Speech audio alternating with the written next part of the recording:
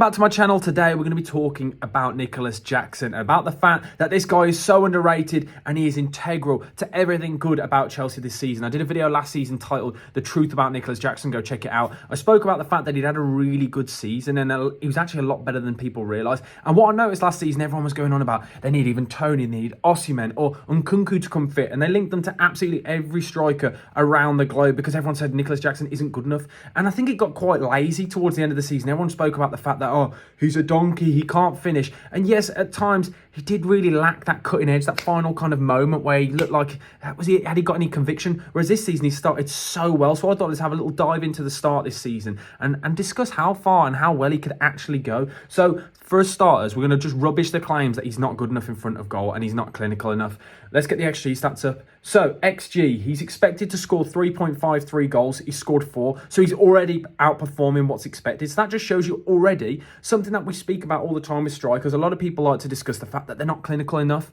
Well, that can be changed. I thought last season, when you looked at him as a footballer, he'd got all the attributes that you'd want. He's fast. He's technically brilliant. His hold-up play is really good. And the way he connects with other players, he's really good dribbling. He's very skillful. The clinical nature, that would change over time. And you've seen he's obviously been working at that because he scored 4 goals. An XG of plus 0.47, which is a really good start. He's had 13 shots already this season in 5 appearances, but most importantly, he scored 4 goals and got 2 assists. 6 goal contributions in 5 games is absolutely brilliant. This is kind of like numbers for the elite. This is what he started off. And yes, I know it might be a bit early and a lot of people might just say, okay, he's going through a bit of a hot flush and it can kind of die down. But he started really well. Under Maresca, he's kind of been the main man. And a lot of people questioned, could he be the right man? But I thought, and I spoke about it last season, he just needed someone to just believe in him. And the fact that they've signed quite a few more new players, it's kind of really helped him in that kind of way. Because I think what's happened is kind of the pressure and the media attention always was on Jackson. Oh, he's always missing his chances. Oh, he's a donkey and all of this like that. That's what the media kept pushing.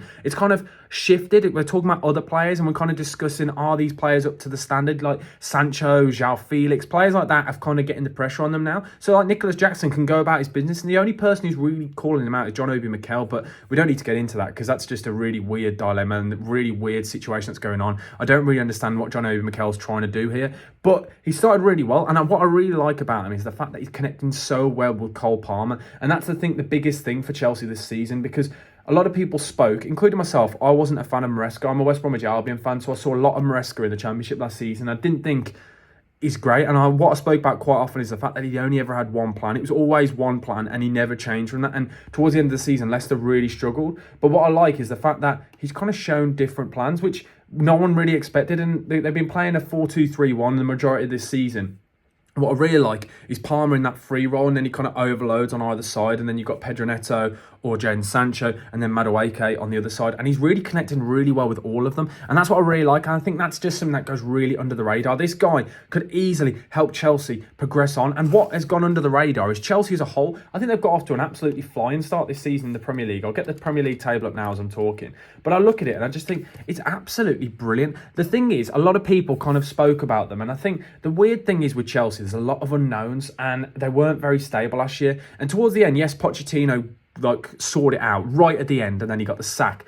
But that's because, again, upstairs there's like a civil war going on with the ownership. But we don't need to talk about that. But that's where kind of Chelsea are unknown. And the weird thing is, yes, they've spent loads of money, and they've spent like record numbers.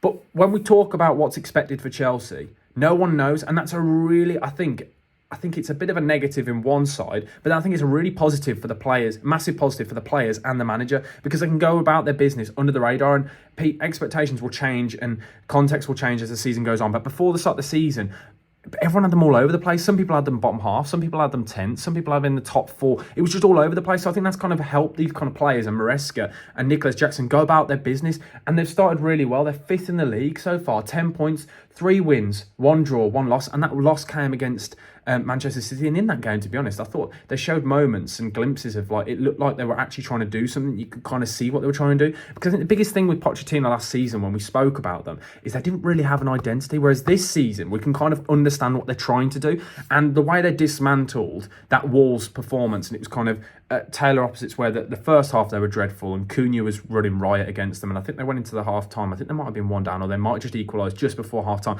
and then the second half they kind of really came out firing, and that's what I really like, players like Nicolas Jackson kind of speak volume of how the improvements have come about. Like, you look at it and compare him to last season, it's so vast, the difference. And players like Madueke and Caicedo as well, like, they look really good. And I think Nicolas Jackson is kind of the talisman, the kind of the figure point, the figurehead of this team right now. He's everything that's good about Chelsea. And going forward, I really like the thought of this. And I think they can easily break into that top four, because I think where it's a bit interesting, I think the top three between potentially Man City, Arsenal and Liverpool, it's kind of, that's cornered off. I think that's done. I don't think anyone really expects that to change. But then that fourth spot is up for grabs for absolutely anyone. And I know we kind of started off this video here talking about Nicolas Jackson, but I think Nicolas Jackson kind of, he's the kind of figurehead, as I'm saying. He's the focal point with this. And I think he kind of, you look at him and it explains the whole situation at Chelsea. So I think they could easily get fourth with the way they've been playing, and especially if Nicolas Jackson carries on the way he is. But this is exactly what a lot of people expected to see from him this season, because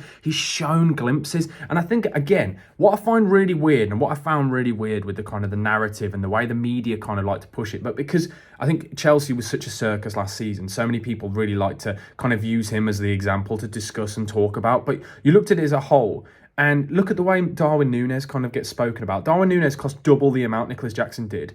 But for some reason, Nicolas Jackson still gets spoken about more than Darwin Núñez. And I don't understand why. I don't know whether it's because the media like to talk about Chelsea because it's easy. Is it lazy journalism? I don't get it. But I think Nicolas Jackson is so overhated and so underrated. It's ridiculous. The guy is an absolute joke. And what I like about him, if you watch him a lot this season, he kind of quite often has been dropping in a little bit deeper and kind of linking up with the play. And if you look at the game against West Ham, he took the ball deep and he was passing it around. He was taking defenders all over the place. And with his pace, he was then making those darting runs back across and down the centre. The one goal where I think it was Caicedo plays the ball straight through. I think it was his second goal, and he shoots with the outside of his right boot, which was just kind of just shows the confidence. He didn't even need to take it on his left foot. One-on-one with the keeper against Areola, a good goalkeeper, outside the boot into the bottom corner. But if you watch that goal, it's really, really, really effective striker play. The only player that makes runs like that is players like Haaland. Now, don't get me wrong, I'm not saying he's on Haaland's level, but I think that run just shows you his confidence, just shows you how good he is this season. I'm like a massive fan of him. And what I love about him is I love a story. I love an underdog story. And I think a lot of football fans like this. And a lot of people like the fact that there's people discuss about redemption and people talk about villain arcs. But I think the way he was slandered last year and everything that went on off the pitch, I kind of really like the fact that he's playing as well he is. And I find myself just focused on him. So yeah, this season, how many goals can he get? If he's he's got 4 already, I think he's on to get potentially 20 again. So I know last season he got about 15, I think, in all comps. Whereas this season, I think he can easily get 20, which is incredible for a striker. There aren't many strikers that can give you 20 goals a season. Solanke's done it for one season, and look how much he's gone for. So you think the 30 million that they paid for Nicolas Jackson, he's still young. I think it's a really good transfer. I really like him. So let me know, what do you make of Nicolas Jackson? Is he the man to get Chelsea top 4? I think he is. I know it's early to say, but I really do. And I'm really a big fan of the way Chelsea are playing under Maresca. But let me know your thoughts down in the comment section below. Please do smash the like button. Please do subscribe. Thank you for watching. Bucket Sam, over and out. Goodbye.